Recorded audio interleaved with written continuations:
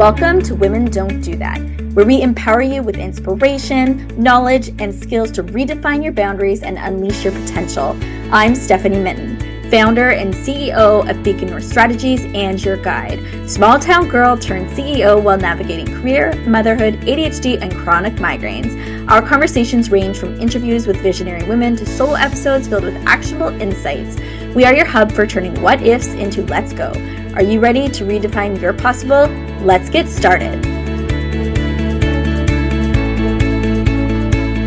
Today, we're excited to host Nguyen, Executive Director of Equal Voice and a recognized figure in Canadian politics, a recipient of the Governor General's Award and the YMCA Young Women of Distinction Award. Good morning, Chi. Hi there, Stephanie. Thanks so much for having me. Thanks so much for being here. When we first start our conversations, I always like to ask guests, can you share what motivates you to live your best life? I think the thing that reminds me to take advantage of every day is um, partly born out of some personal lived experience. I lost my father when I was 19, and Mm, he was just shy of his 50th birthday, so he was quite young. So it always reminds me that like life is short and fleeting, and it is a gift to get to walk on this earth. And so I like to try and remember that every day, especially when I'm frustrated with my children. yes, Yeah. that's an important perspective and an important reminder for sure. What does life look like for you right now? You're working from home. Do you have kids? What does life look like? Yeah, so I the executive director for an amazing national women's organization called Equal Voice. So that's what my professional hat is these days. And I'm a working mom. I work from home. Our office in Ottawa is a great stopping point for us, but I work remotely. So I come up to Ottawa sort of every 6 weeks ish to connect with our team in person. Oh, that's great. So, where's home for you? Wh- Home is in Toronto. Okay. It's where we landed when we were newcomers to this country, and have always called Toronto my home. That's great. For some of our global listeners, probably when you mention Toronto, they know where that is, but don't maybe recognize a lot of other places in Canada. Can you talk to me about your career path? You mentioned you're now the director at Equal Voice. Can you talk about maybe you graduate university? How did you get to where you are today? So I've had a lifetime interest in service and community building and using big institutions to do good. And I graduated from McGill University with a bachelor's in political science and women's studies. I was the first person to graduate with that joint honors degree. Oh, that's Um, exciting. yeah, it was a lot of fun. And while I was at McGill, I started a program that's been around now for I think it's into year 23 or 24 called Women in House. And what we wanted to do and explore at the time was understand why and how it meant to show up as a federal political leader. So, what the program was an opportunity for young women to head down to Ottawa from Montreal, take the Greyhound bus, and spend a couple days on the Hill shadowing female members of parliament and senators. That interest in women in politics has been a part of the work I've had an opportunity to be involved in. A lot of work to try and address some of the systemic challenges and some of the barriers um, that women experience in our daily lives. I would have given you some great experience from being part of that to the work that you're doing now. So you do that work at McGill, then what happens?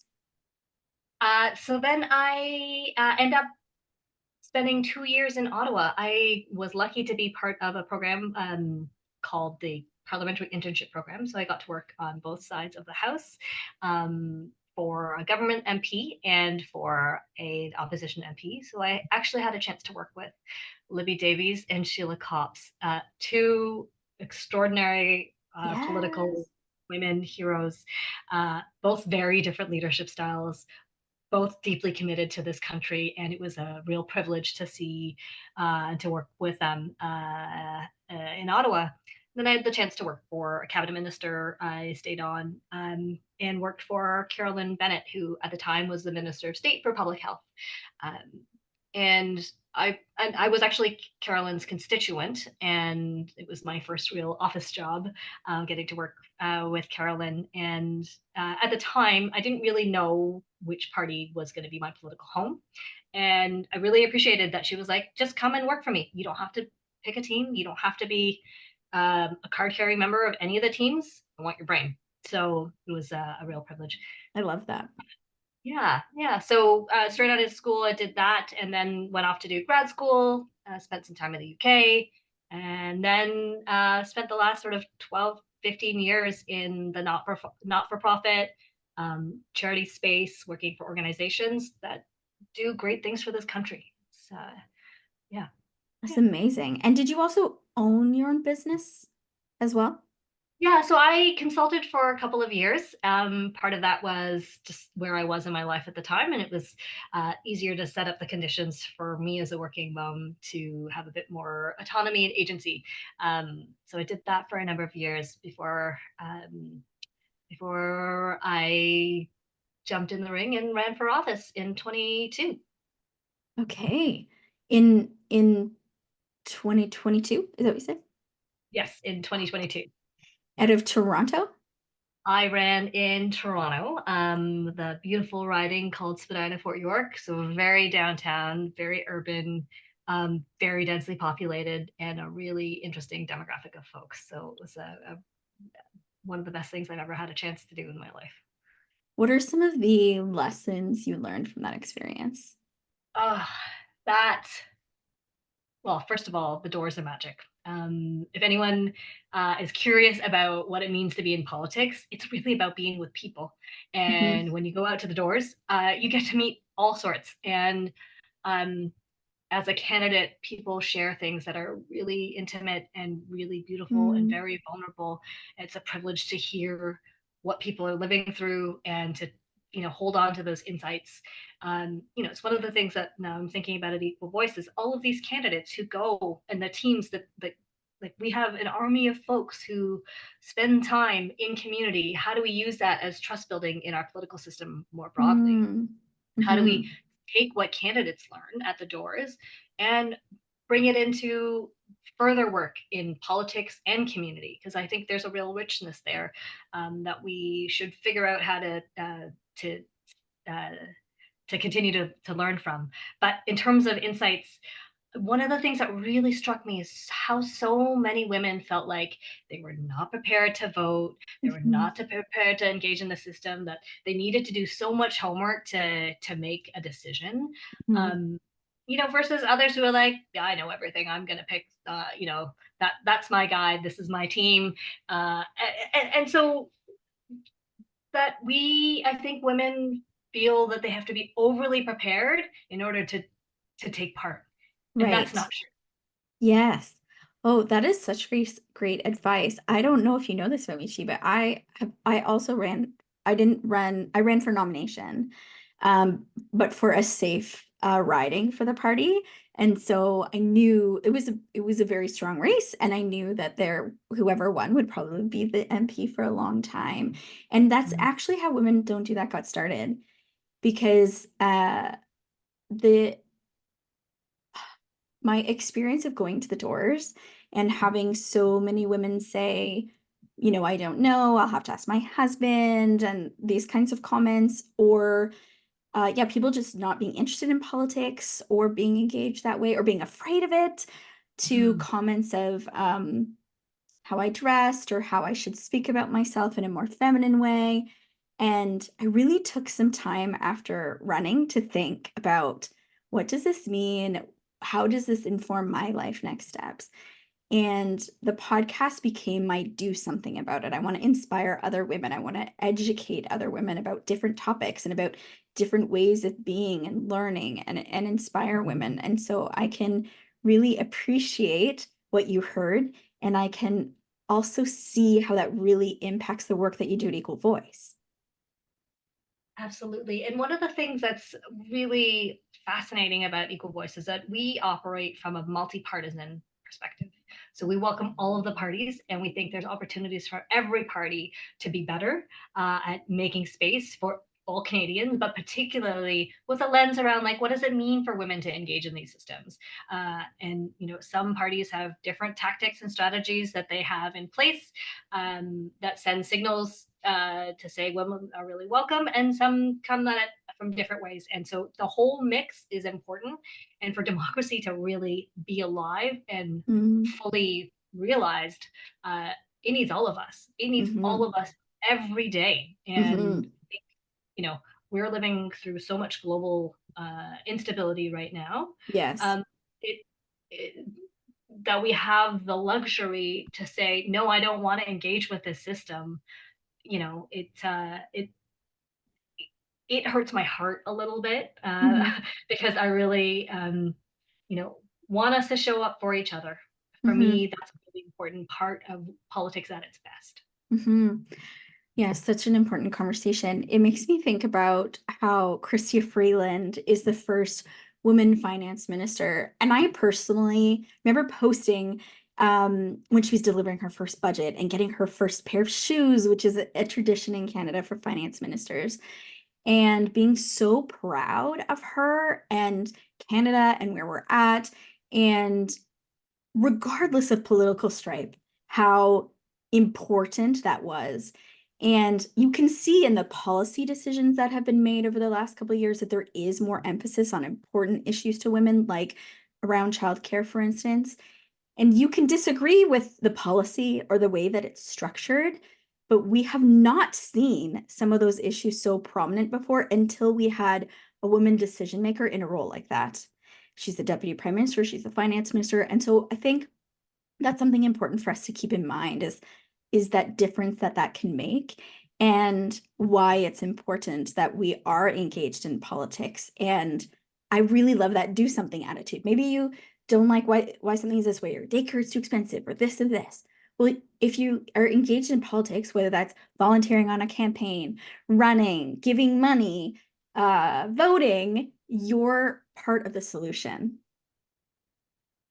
100%. I think that is something that women don't understand, is that we actually have so much political power at our fingertips. And for me, that's one of the things that I'm hoping that we can continue to do at Equal Voice, is inspire women to Mm, understand that when they're organizing the soccer clubs for their kids, when they're figuring out the meal train to take care of one of their friends and who's going through a hard time, those are all political organizing skills. Those are our community building skills. yes. They are transferable into these systems, and these systems need different kinds of leadership and different Mm-hmm. ways of working in order to be really healthy and successful. It doesn't mean that what we have um, is broken. Mm-hmm.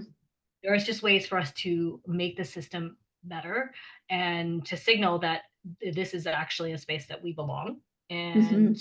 should see closer to 50% women. And we are in 64th place globally.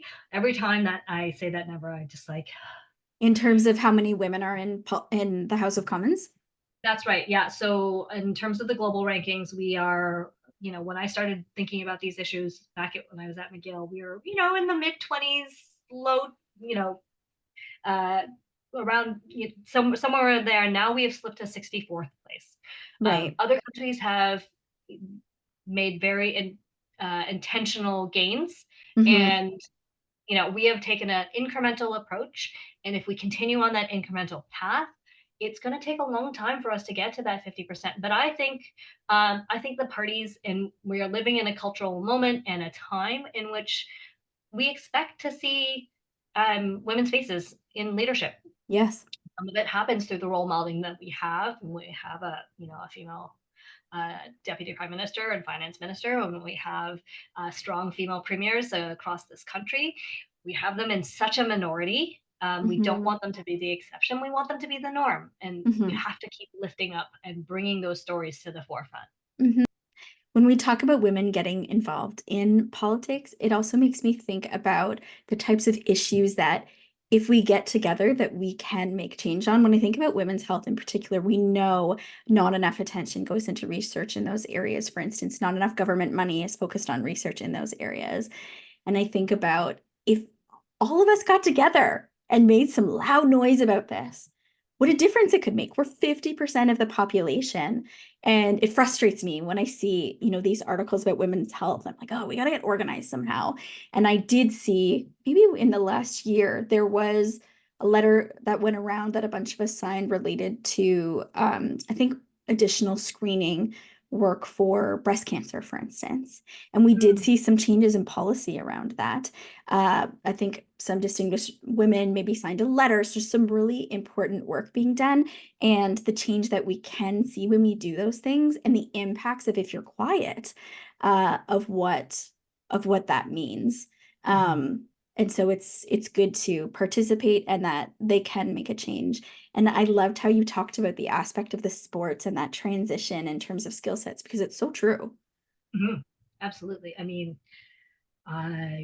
women can organize just about anything, and certainly have the They're the skills to core make. organizations of most things, right? When we think about women in leadership positions, I think one thing that's important is people get stuck around like, is this a quota or this, or like, what's the structure around this? And I think at the end of the day, there are enough qualified women that are superstars at what they do. There's just not really an excuse to not include women in leadership positions. When you look around at the private sector, it's happening. There's business leaders in the States. Kevin O'Leary, for example, talks about how the fact that the revenue that he generates is higher with his women-owned businesses. That's data-based information and facts. It's not, Mhm. how do I feel about this? It's like the money speaks for itself. And so sometimes I get frustrated when people are saying, well, oh, you know, 50% this or whatever. And yes, I understand that people have different perspectives on that. But at the end of the day, there are qualified women out there the same as qualified men. Yes, and we continue to still have a lot of not particularly qualified men serve in office.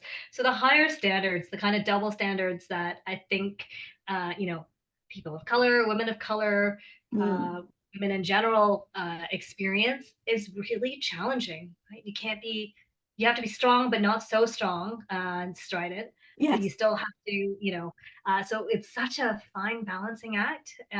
So it's tough. It doesn't mean yeah, that we are not capable and competent and ready to do this, but right. the conditions and the expectations are high. Hmm. We know that women often need to be asked multiple times to run. Can you talk about your own decision to run and how that happened? Thanks for the question, Stephanie. I think partly because it's been an adulthood preoccupation of mine to think about the place of women's leadership in our political system. It would have felt really hypocritical to not have put my hand up at some point. So I have been asked by several parties to seek nominations at different points in time, and it was around my 40th birthday, when deep in the pandemic, when I said, you know what, it's time for me to give this a shot, and I'm gonna use this as an opportunity to learn and experiment, to understand what's happening in the systems, because I Mhm, want this to be an easier pathway for others, and because I think that storytelling makes it more accessible. I mean, I'm sure that many of us have seen the Netflix documentary about AOC, mm, and felt that passion. You may not agree with all of her political beliefs, but that storytelling around how she managed to win her seat is really powerful, and we need more examples of people talking about how they engage with systems that were frankly designed by white men from a very different century. And that's okay. It's the legacy of the systems we have, but we are now at a time when we need modernization, disruption, innovation, and bold thinking. The problems mhm, are getting more sophisticated and more challenging. And mhm. so we need different inputs to get the kinds of solutions that will serve more of us. Yes, I want to say from my own experience running that I'm proud of you for doing it because it is not easy.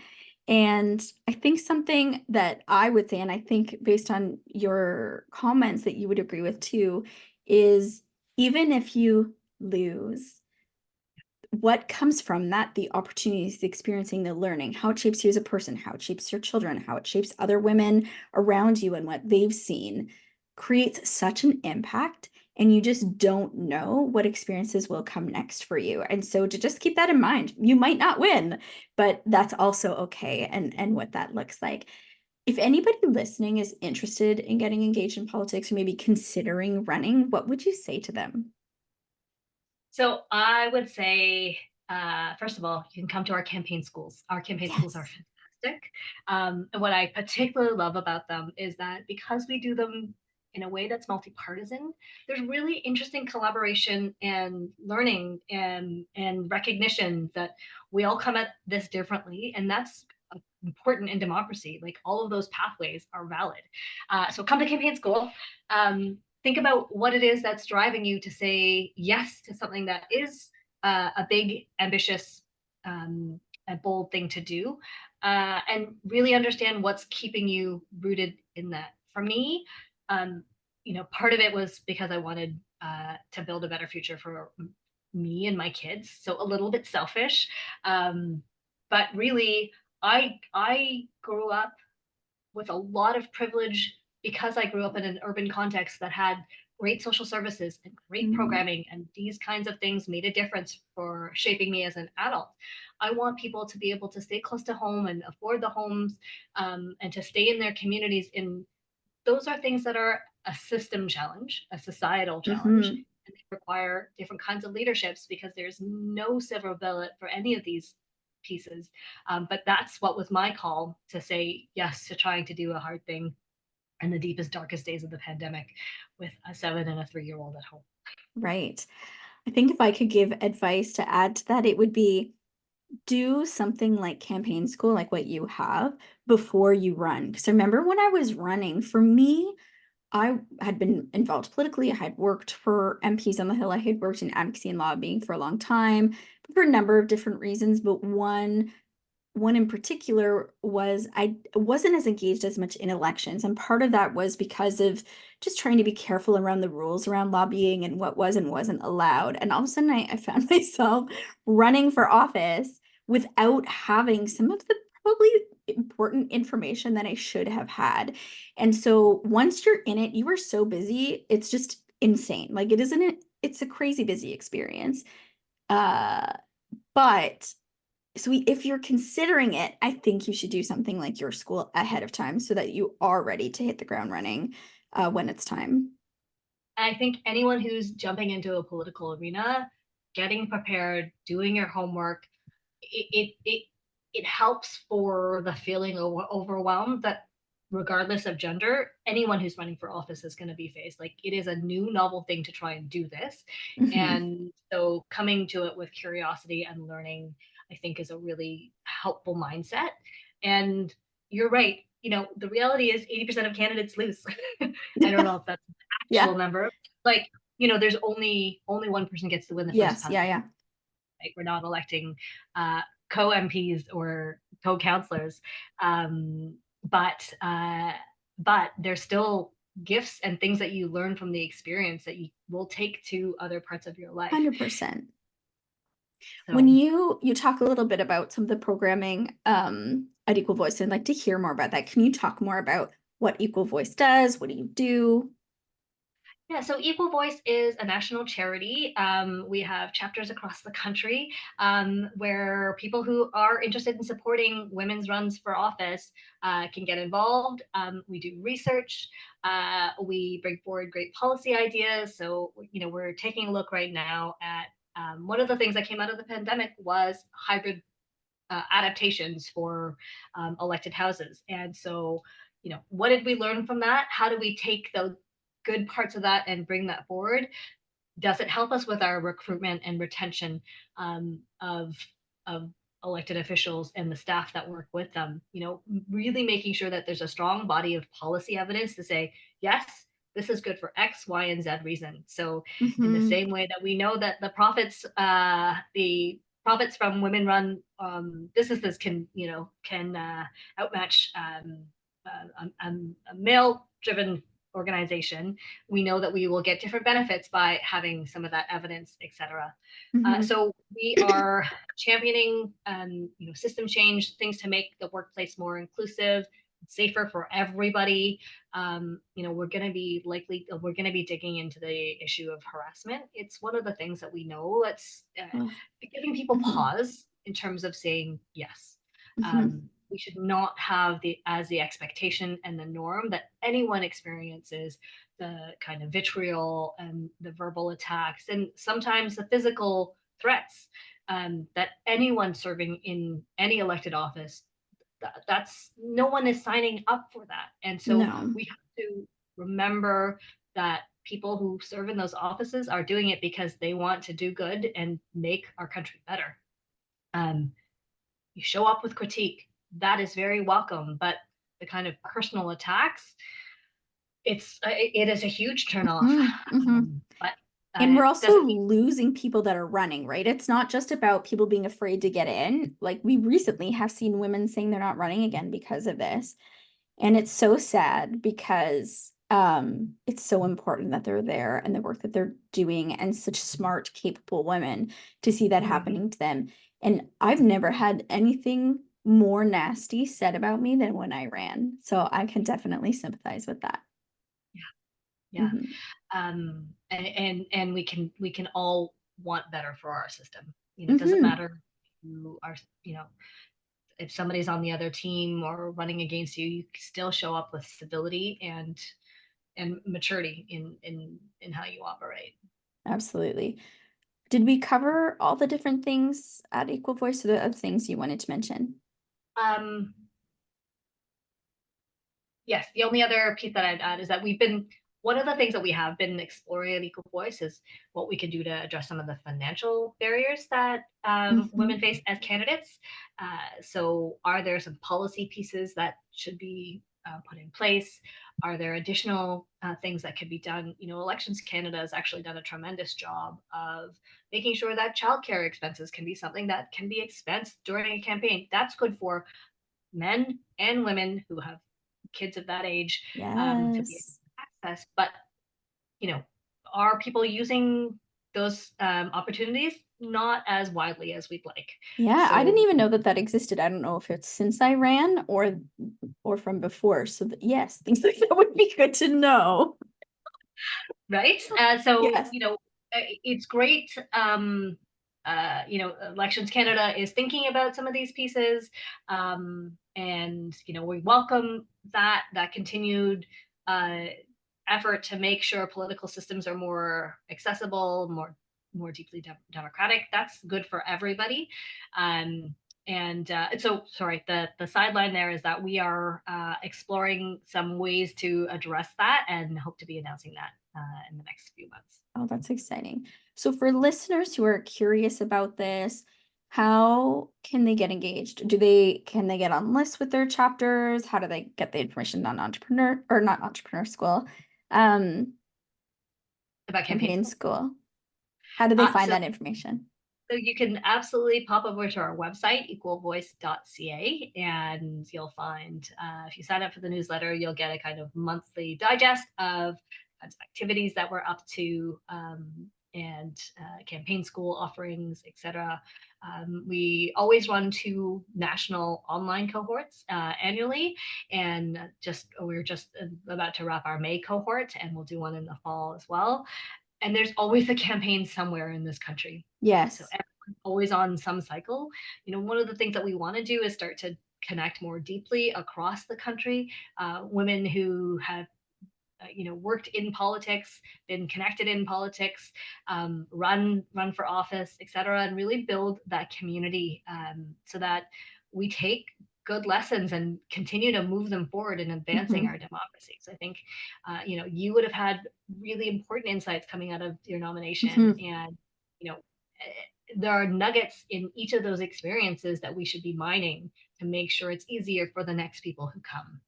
Yes, absolutely. You want to pass on those learnings and encouragement, especially if someone's new to politics. Like, it really will take a village to support them versus knowing the right people to call to questions or call for questions and things like that.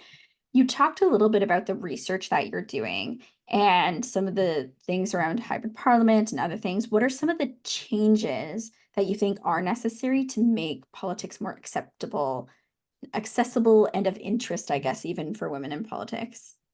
So one of the things that came into effect fairly recently was an actual parental leave program at the House of Commons, so that people Yes. serving could figure out how to pause, right? And so the creation of hybrid allows MPs to continue to vote um, when it makes sense. Not all the time. It's not remote work. It's hybrid. It's a tool and in the toolbox. We still it doesn't replace being in person and being Mm-hmm. together. In the chambers, but it does allow for some flexibility. And we know that those are the kinds of signals that can be sent and that can be taken up by legislatures to ensure that they are adapting and evolving.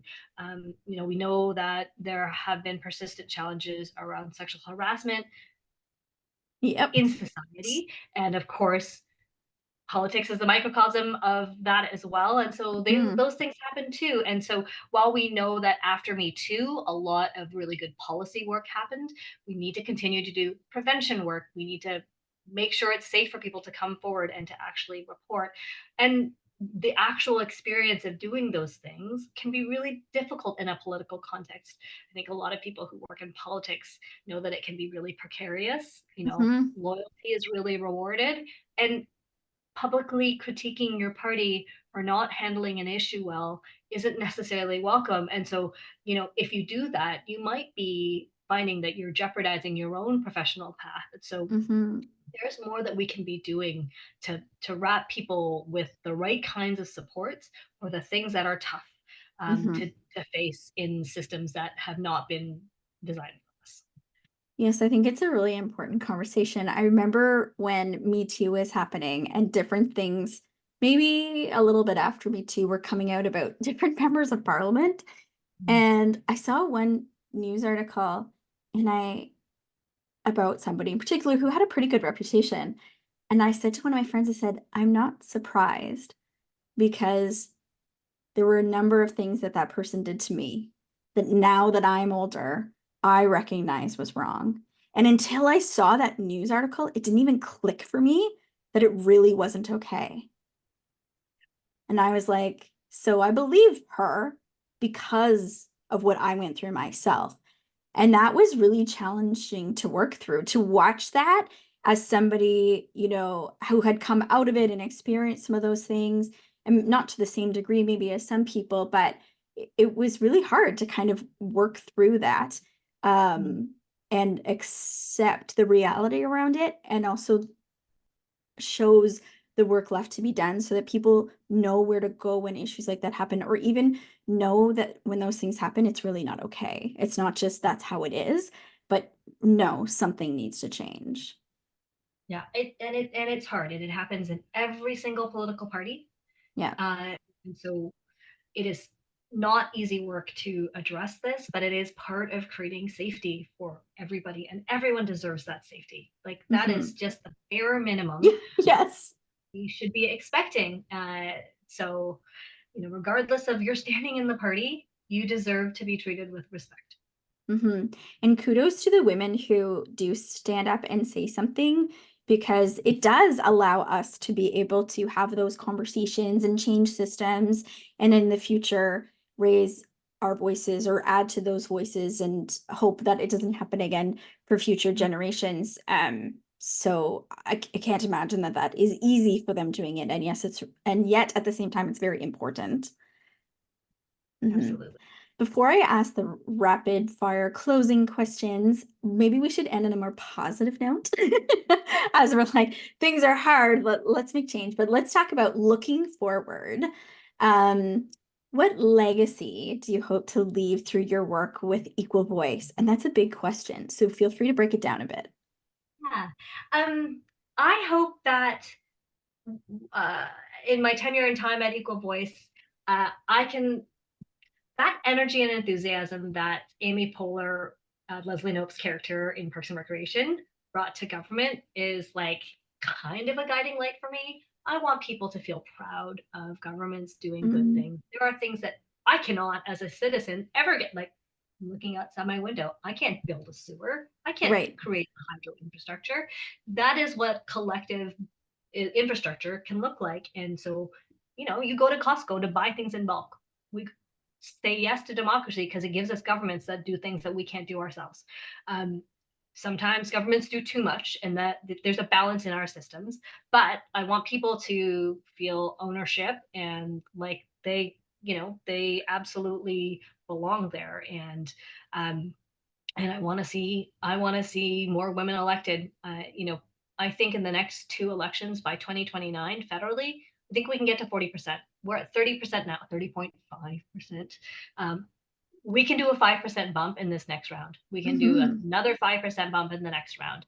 And getting us to 40% will very much radically shift the dynamics. I think for me, it's 40% either gender, right? Right, We don't want a heavy imbalance on either side.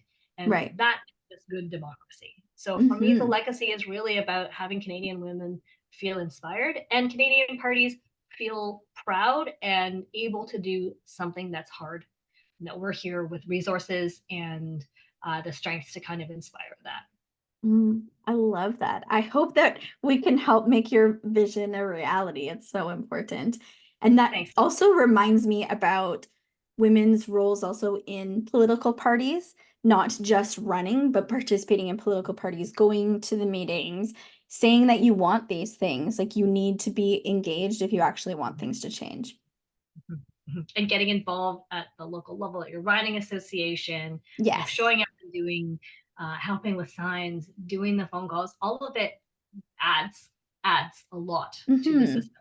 And And thinking about yeah. furthering that democracy, which is also under attack when we look at what's happening globally right now. As we close things off, can you share a rule you've broken that turned out to be a great decision? Oh, Can be a rule, societal norm. I I breastfed everywhere all the time.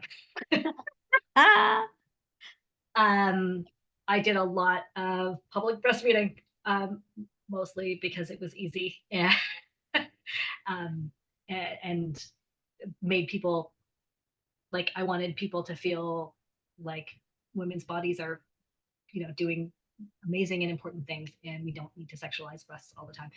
So I that was the first thing that came to mind, Stephanie. taking one for the team, Chi. Who's a woman who continually inspires you? I'm gonna say something a bit cheesy, and it's my mother. My Hmm. mother, somebody who's lived with mental health challenges for most of her adult life. She was 27 when she was diagnosed with schizophrenia. She was widowed very young, and then raised uh, three children. Two of them have gone on to be, absolutely incredible educators, and here I am off in the corner being a black sheep, doing politics. Kidding. Yeah, I'm very proud to know and love and get to have my mother's inspiration in my life. That's a beautiful answer. What's one book that has significantly impacted your wisdom or perspective? Oof, that's tough. I read a lot. One book. Or maybe what you're reading right now? Um, what am I reading right now? I'm reading three books right now. I'm reading 12 Caesars by Mary Beard. Um, You say at the 12 moment, Caesars? 12 Caesars. Yeah, sometimes I actually only almost exclusively read nonfiction. Um, so That's great. Sometimes you need a break. Thank you so much for being here. thanks, Stephanie. Thanks for the conversation. I really enjoyed it. Thank you. Thanks for joining us on Women Don't Do That. Don't forget to subscribe and leave a rating or review. Connect with us on Instagram at Women Don't Do That and visit our website www.womendon'tdothat.com for more details. Join our Patreon to support our work. Find all of the links in the show notes. Remember, you have the power to transform your what ifs into let's go. Together, let's redefine your possible. Until next time,